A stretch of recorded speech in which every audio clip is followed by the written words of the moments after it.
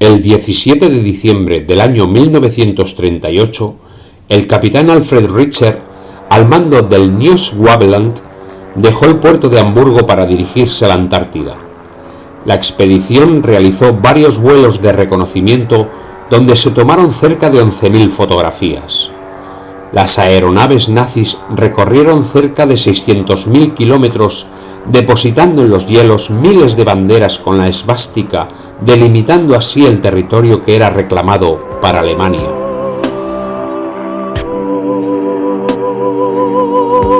Fue desde las alturas donde descubrimos pequeñas zonas desprovistas de hielo con pequeños lagos que albergaban vegetación.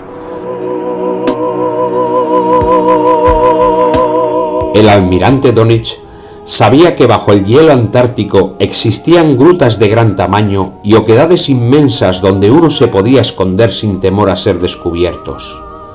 Fue en ese lugar donde establecimos nuestras bases operativas. Tanto el almirante Dönitz como Richter no fueron a ciegas a la Antártida, pues tenían mapas e indicaciones precisas de a dónde dirigirse.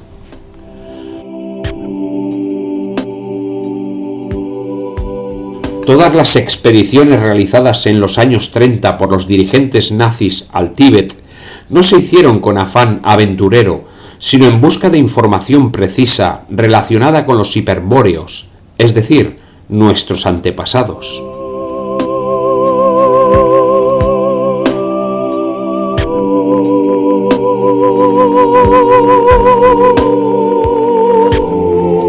Los monjes tibetanos nos hablaron de Agartha y de las bases subterráneas en el planeta habitadas por seres superiores, descendientes de los antiguos padres creadores.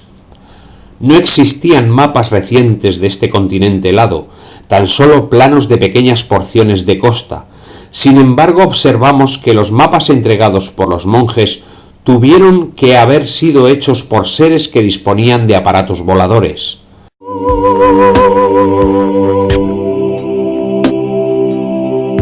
Los nazis trajeron del Tíbet documentación precisa de antiguos mapas en los que se veía la Antártida desde el aire y lugares donde habitaban los maestros.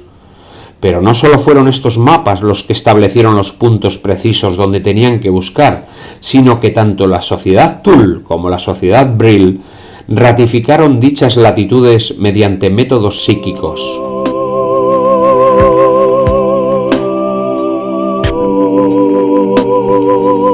La desclasificación de documentos, sobre todo en la antigua Unión Soviética, demuestra que todos y cada uno de los dirigentes nazis pertenecían a las órdenes esotéricas.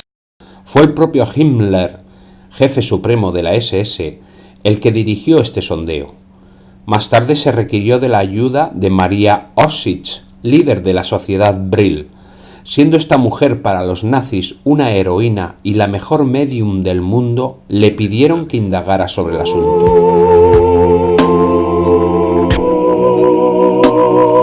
Maria Orsic pertenecía a un grupo de mujeres con capacidades excepcionales.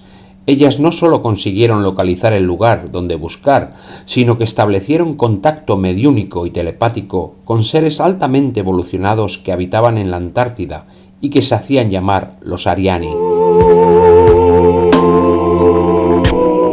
Estos seres descendían de los hiperbóreos y a su vez de otros viajeros del espacio llamados aldebaranes, provenientes de la constelación de Tauro, donde se encuentra la estrella Aldebarán a más de 70 años luz de nuestro planeta. Fue el propio almirante Dönitz, al mando de la flota de submarinos del Tercer Reich, quien declaró durante la guerra que la flota de submarinos alemana estaba orgullosa de haber construido para el Führer en otra parte del mundo un Shangri-La, una fortaleza inexpugnable.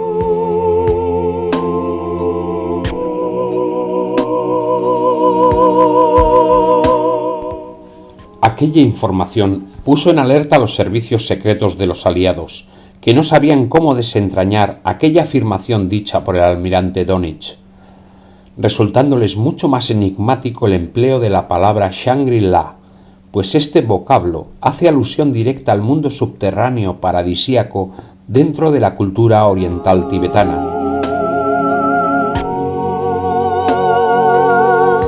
Mucho mayor desconcierto fue cuando el almirante Dönitz en 1943 declaraba: «La flota de submarinos habrá amarrado en algún punto del polo, en un lugar paradisíaco». A partir de 1940, el Reich alemán comenzó a trasladar un ingente número de maquinaria al Polo Sur con el objeto de construir una estación secreta, un nuevo Berchtesgaden para el Führer.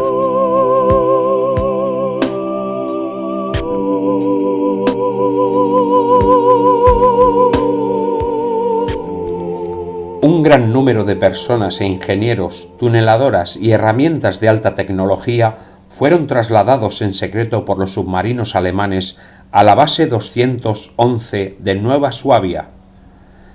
Siguiendo las instrucciones dadas por los psíquicos y por los tibetanos, los submarinos nazis localizaron una enorme gruta y ésta se ramificaba con otras más pequeñas a las que se podía acceder por mar, siguiendo los canales de agua dulce y caliente que había horadado el hielo polar y que procedía de un centro telúrico del interior de la gruta.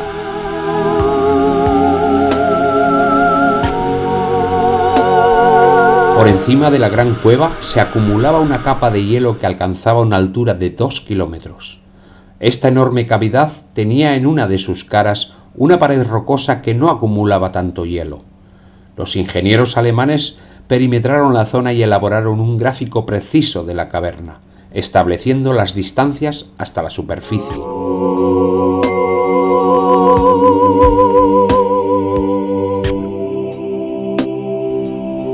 Más tarde se ideó un plan ingenioso capaz de perforar el hielo polar, usando la misma técnica que los sondeos petrolíferos, pero lubricando la broca taladradora con agua caliente. Cada 100 metros se introducía por una abertura cargas explosivas con la onda expansiva dirigida hacia la caverna. Finalmente se consiguió llegar a la cueva por varios puntos diferentes. Las perforaciones se entubaron rodeándolas con un serpentín por donde circulaba agua termal a gran presión con el fin de que no se helara. En la superficie se instalaron cristales a modo de lupas para trasladar la luz al interior. La luz fue dirigida por los tubos a un gran espejo central que a su vez irradiaba a otros tantos en el techo de la cavidad, iluminando la enorme estancia con luz natural. Las zonas más oscuras de la base se iluminaron con luz eléctrica producida por enormes generadores eléctricos que aprovechaban el flujo del agua telúrica. La base 211 era enorme. Dentro de la misma se crearon estancias para los trabajadores, para los científicos y para los militares. También se realizaron enormes complejos industriales donde se disponía de alta tecnología, donde se fabricaba el armamento moderno y los aparatos de vuelo aplicados a la supervivencia. En su interior también se albergaron diques y puertos para los submarinos asignados a la base. Hasta el año 1943 se emplearon todos los recursos en la construcción de la base y los víveres eran traídos por submarinos desde Alemania, Chile y Argentina. También se organizaron viajes y estancias a la superficie, a zonas sin hielo, donde la temperatura era apropiada para colocar invernaderos y también sembrar hortalizas. Haciendo una referencia a las sociedades secretas que dirigieron e inspiraron a los nazis, diremos que la sociedad Thule fue creada hacia el año 1917 por una serie de personas expertas en ocultismo, pertenecientes a su vez a distintas sociedades secretas. Algunos de sus fundadores claves fueron el ocultista Barón Rudolf Bosch Sabenthoff, Karl Haushofer y la excepcional medium Maria Orsic.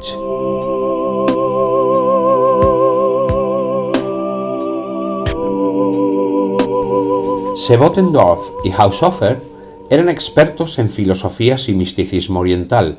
Realizaron frecuentes viajes al Tíbet y a la India. Conocían el movimiento teosófico que por aquel entonces estaba en pleno auge.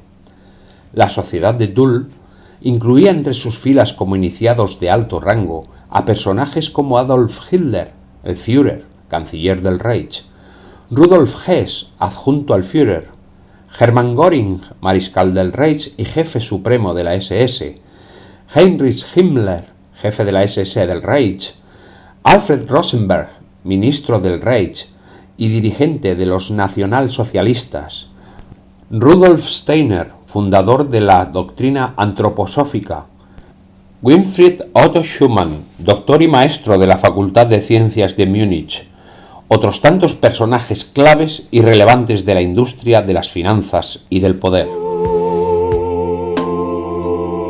En la mitología griega, Tul era la capital de Hiperbórea, reino de los dioses. Esta ciudad había sido la capital del primer continente colonizado por los arios y habría sido más antigua que Lemuria y que la Atlántida.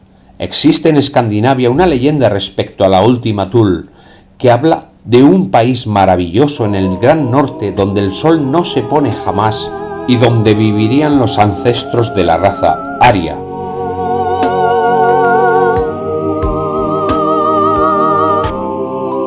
El continente hiperbóreo habría estado situado en el Mar del Norte y habría desaparecido por las aguas en una era glacial.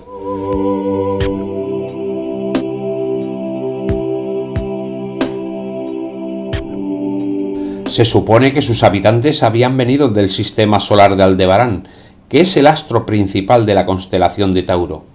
Tenían la piel blanca, eran rubios, con ojos azules, medían cerca de 4 metros de altura y eran vegetarianos. Desconocían las guerras y, según los supuestos textos de Tul, los hiperbóreos tenían una tecnología muy avanzada y habrían utilizado los Brilja, ingenios voladores, a los que hoy día conocemos con el nombre de ovnis.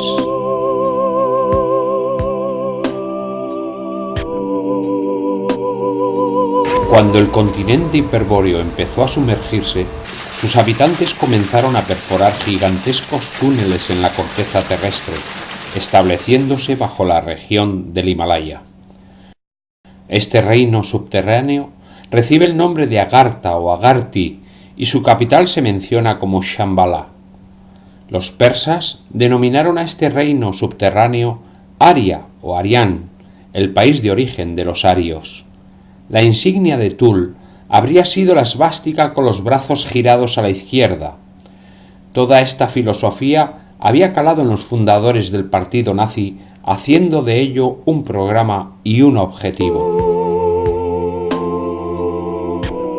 Hitler, Hess y Himmler, al igual que el resto de la cúpula nazi y de la SS, estaban absolutamente convencidos que encontrarían las entradas al reino subterráneo para fundirse con sus antepasados en el sagrado programa de liberar al mundo de los judeomasones.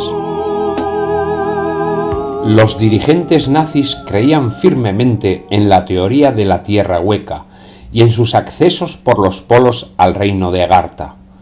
Creían que dentro de la tierra existía un sol que iluminaba todo este reino y ese sol alumbraba permanentemente el lugar. Por eso en la Biblia se dice que el paraíso es un lugar donde la noche es día y el día es esplendor.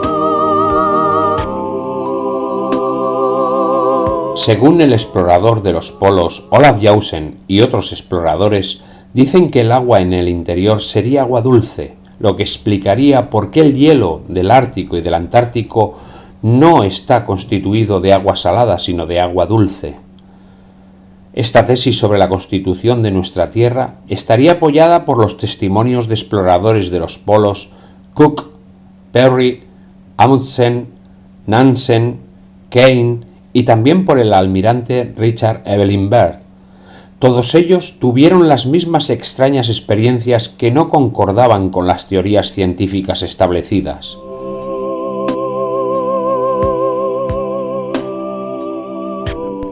Todos ellos habrían verificado que el viento se calentaba por encima de los 76 grados de latitud, que las aves volaban por encima del hielo en dirección al norte y que otros animales, como los zorros, se dirigían en la misma dirección.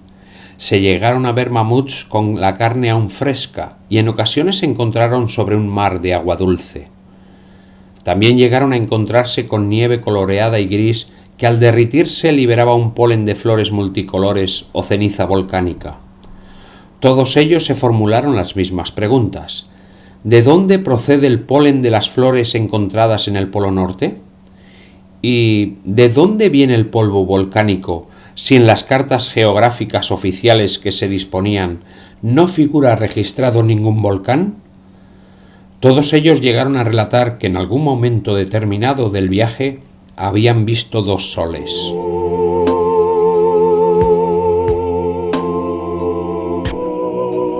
Adolf Hitler asumió literalmente el programa y la ideología de la sociedad Thule. Todos sus actos, programas y movimientos estaban dirigidos a la búsqueda de la raza hiperbórea que habitaba en el interior del planeta. Dentro de la SS se encontraba otra sociedad secreta, el círculo más íntimo de la élite de la SS, el Sol Negro. La sociedad Thule y aquellos que más tarde se convertirían en las SS del Sol Negro trabajaron en estrecha colaboración no solo con la colonia tibetana de Berlín, sino también con una orden de magia negra tibetana. Hitler estaba en contacto permanente con un monje tibetano con guantes verdes, que era designado como el guardián de la llave y que habría sabido dónde se encontraba la entrada a Gartha. El 25 de abril de 1945, los rusos descubrieron en un sótano berlinés los cadáveres de 6 tibetanos dispuestos en círculo, en cuyo centro se encontraba el hombre de los guantes verdes. Se dice que fue un suicidio colectivo. También existió la Sociedad Brill, que era una filial nacida del seno de la Sociedad Thule. A nuestro entender, esta agrupación esotérica fue la más sorprendente e importante que hemos investigado. Fue tal su importancia que los servicios secretos de las potencias ganadoras borraron todo rastro de la misma.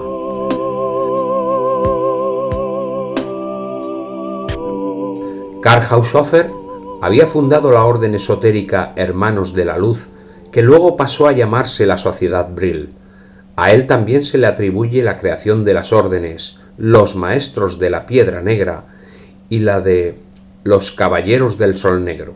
De una u otra manera, todas ellas tenían una base común, pero la Sociedad Brill se dedicaba a las cuestiones metafísicas y a la práctica de los poderes paranormales. Tal y como cita Helsing, en diciembre de 1919 fue alquilada una casa forestal en Ramsau, cerca de Berchtesgaden, donde se reunieron algunos miembros de la sociedad Thule, el Sol Negro y Brill. El 14 de marzo de 1946, Karl Haushofer, tras haber fracasado en su misión, asesinó primero a su mujer antes de hacerse el harakiri.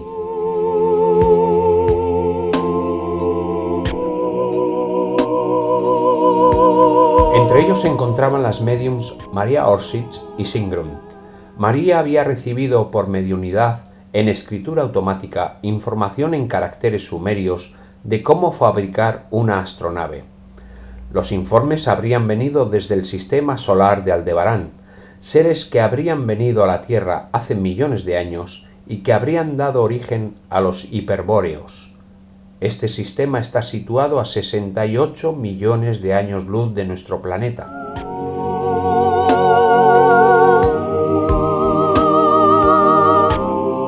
Según estos mensajes telepáticos, los seres de Aldebarán habrían tenido problemas en su sistema solar y habrían tenido que colonizar otros planetas, entre ellos el nuestro, donde habrían venido en diversas ocasiones, siendo la última vez en la antigua Sumeria. Fue necesario localizar traductores que pudieran conocer el idioma sumerio, pues Maria Orsic lo desconocía totalmente. El contacto de Orsic fue el más importante de todos los tiempos del mundo de los contactados. Ella fue una persona que no solo recibió información directa, sino que lo hizo de forma segura, es decir, sin mentalismos y con un idioma imposible de inventar o de aprender, y no como nos tienen acostumbrados algunas personas que nos aseguran estar en contacto mental con seres de otras dimensiones. La información recibida por Maria Orsic fue tan absoluta y exclusiva que simplemente dejaron de lado las cuestiones morales y la parafernalia de elegidos o sectarios para dibujar en forma precisa e inaudita los planos de un ovni, una máquina que superaba toda concepción hasta entonces conocida por la ciencia de aquel momento. Pero no solo fue Orsic, sino que otras 4 o 5 médiums del grupo que establecieron un fluido contacto con estas divinidades o entidades ancestrales como jamás se había dado en la historia. Una de las características del grupo es que todas eran mujeres y que se dejaban el pelo larguísimo, hasta las rodillas, pues aseguraban que el pelo era una especie de antena que facilitaba el contacto con entidades superiores.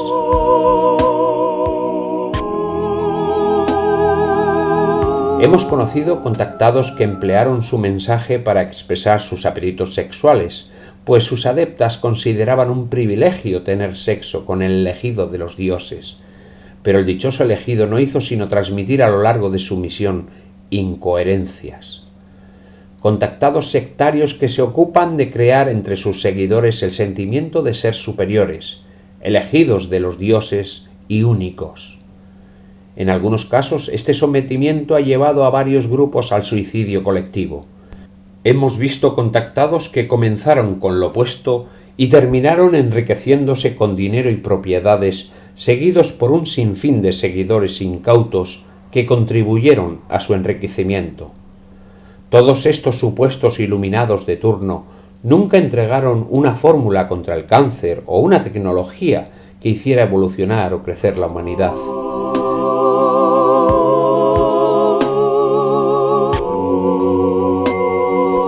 Nos hemos cruzado con mesías, iluminados que vaticinaron varios fines del mundo, fallando estrepitosamente en todos ellos, y cuando se les pedía explicaciones por ello, simplemente decían que el fin del mundo lo había parado ellos mediante la oración o la súplica a Dios.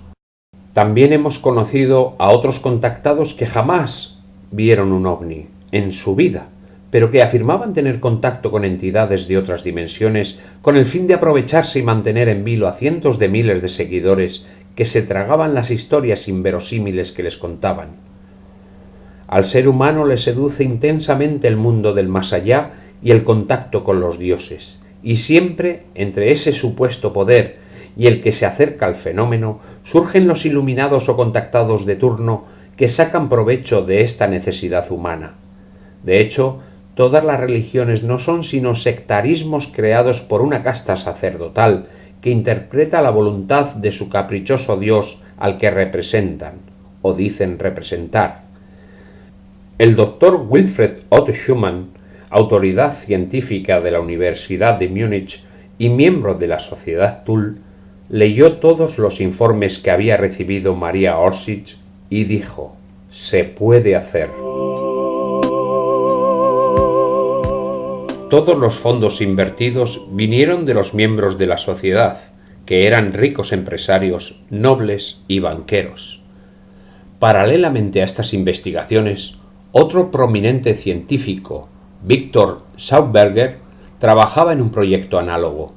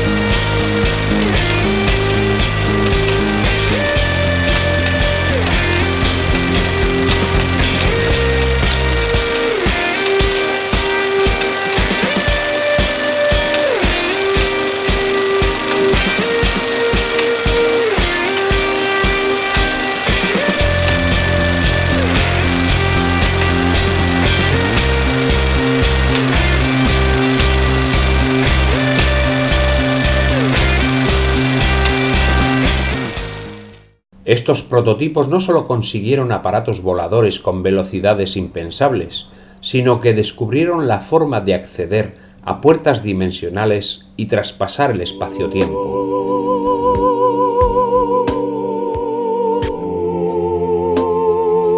Cerca de la Navidad de 1943 se celebró una importante reunión de la Sociedad Brill en Kolberg, estación balnearia del Mar del Norte, a la que asistieron las médiums Maria Orsic y Sigrun. El principal tema a tratar era la iniciativa Aldebarán. Las médiums habían recibido información detallada sobre los planetas habitados en la órbita del Sol de Aldebarán y se programó un viaje para ir hasta ellos. Se acordó hacerlo a través de un canal dimensional y para ello usar la gran astronave Brill 7.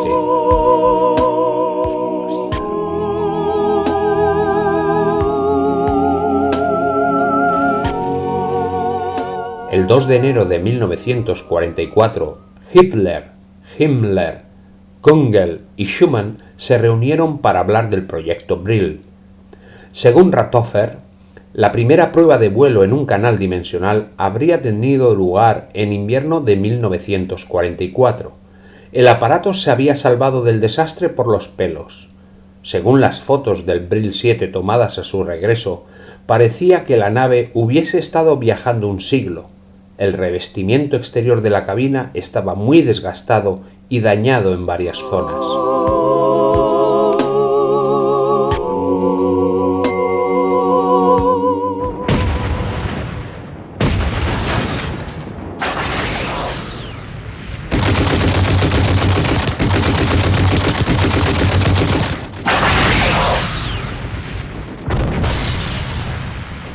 Tan pronto como ocuparon Alemania a principios de 1945, los británicos y americanos descubrieron en los archivos secretos de la SS fotos del Haunebu 2 y del Brill 1, así como del Andrómeda. En marzo de 1946, el presidente Truman ordenó que el Comité de la Flota de Guerra estadounidense autorizase la recogida del material alemán para poder experimentar con aquella alta tecnología. En el marco de la operación Paperclip, se enviaron a Estados Unidos científicos alemanes para que trabajasen de incógnito. Todos ellos formaban parte de ese grupo, Victor Schauberger y Werner von Braun. Todos estos prototipos no llegaron a fabricarse en serie. Primero porque los resultados satisfactorios y la introducción de armas en los mismos se consiguió en los primeros meses del año 1945. En esas fechas todas las infraestructuras industriales de Alemania habían sido destruidas por los bombardeos aliados. No existían fábricas donde poder fabricarlos. De hecho, fue en 1945 cuando Hitler y Joseph Goebbels, ministro de propaganda nazi, anunciaron que el régimen nazi contaba con nuevas armas muy poderosas que les harían variar el curso de la guerra.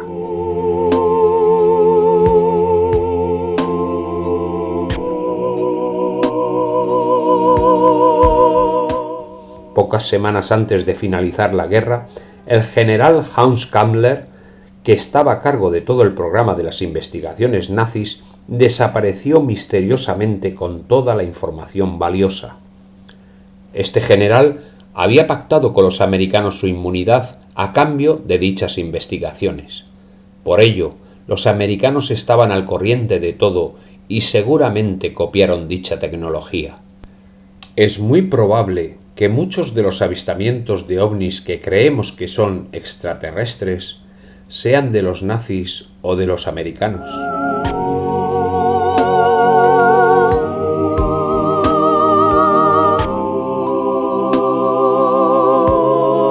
La base 211 en la Antártida, o Nueva Suabia, fue localizada sin esfuerzo ya que se tenía información precisa por los lamas tibetanos y se había completado con la información dada por la Orden de los Caballeros del Sol Negro, o por un grupo de psíquicos del cuartel general de la SS y de forma decisiva por Maria Orsic, y el grupo de Medium Brill que ella dirigía tenía clasificadas y dibujadas las entradas y los accesos no solo a la Antártida, sino a otros lugares de la Tierra.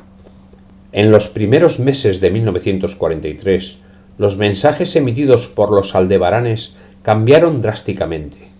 Maria Orsic y el resto del grupo Brill reciben la recomendación de distanciarse de la SS y de la Orden Thule, puesto que la tecnología recibida por la vía telepática iba a ser empleada para la guerra. Los aldebaranes les dicen que solo enviarían información precisa a ella y su grupo para ultimar los prototipos Brill destinados a viajes espaciales. Maria Orsic habla entonces con el Dr. Schumann y trabajan de forma especial en 2 prototipos que esconden en un hangar de Múnich. La Gestapo o Servicio Secreto de la SS se dan cuenta que la información entregada por Maria Orsic ha cambiado, pues en vez de contener recomendaciones técnicas, ahora parecen hablar de paz, de espiritualidad y otras banalidades que lógicamente hace pensar que el grupo Brill estaba produciendo fallos y ocultando información. El 26 de marzo del 1943 fue ese día cuando los aldebaranes le revelan que los mensajes que recibe Maria Orsic y su grupo no venían de la constelación de Tauro, sino de los Arianis, una civilización descendiente de los antiguos dioses blancos o aldebaranes y que tienen su base en la Antártida. Dicho mensaje precisaba de instrucciones para un encuentro formal de la autoridad de la base Nueva Suabia con esta civilización. El mensaje fue entregado al propio Himmler, jefe supremo de la SS, y este a su vez informó a Hitler del citado encuentro. Posteriormente el mensaje cifrado fue llevado a la propia base y entregado al general responsable del destacamento. Este reunió a su Estado Mayor y dispuso una salida de las coordenadas indicadas en el mismo. La orden especificaba claramente que no se portara arma alguna. Una gran nave circular apareció sobre sus cabezas, aterrizando sobre el valle donde se programó el encuentro. El Estado Mayor de la base, acompañado de varios científicos, accedieron al interior de la misma. 2 hombres altos, rubios, con ojos azules y vestidos con trajes ajustados, les saludaron en correcto alemán, permitiéndoles el acceso a la sala central de la espaciosa nave. En el centro de la mesa circular que presidía el salón estaba sentado un hombre de cierta edad de rasgos puros, que irradiaba beatitud. Todos los visitantes tomaron asiento y escucharon la voz del maestro.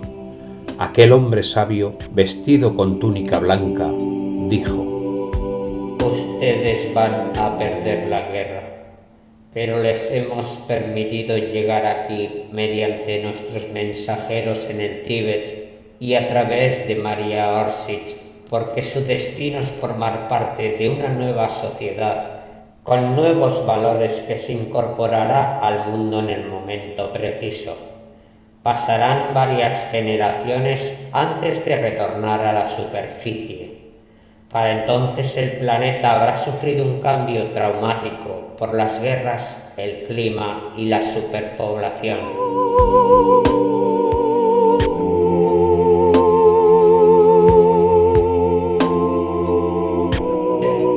Nuestra oferta es concederles el asentamiento de todos los que lo deseen en una tierra fértil, con un clima templado, donde podrán seguir con su evolución científica, cultural y social. Les brindamos nuestra ayuda y no les impondremos nada y nadie les molestará. Si aceptan, tendrán que desterrar el uso de la violencia. Solo podrán utilizar sus armas para defenderse, pero nunca para atacar. Para ustedes, la guerra ha terminado.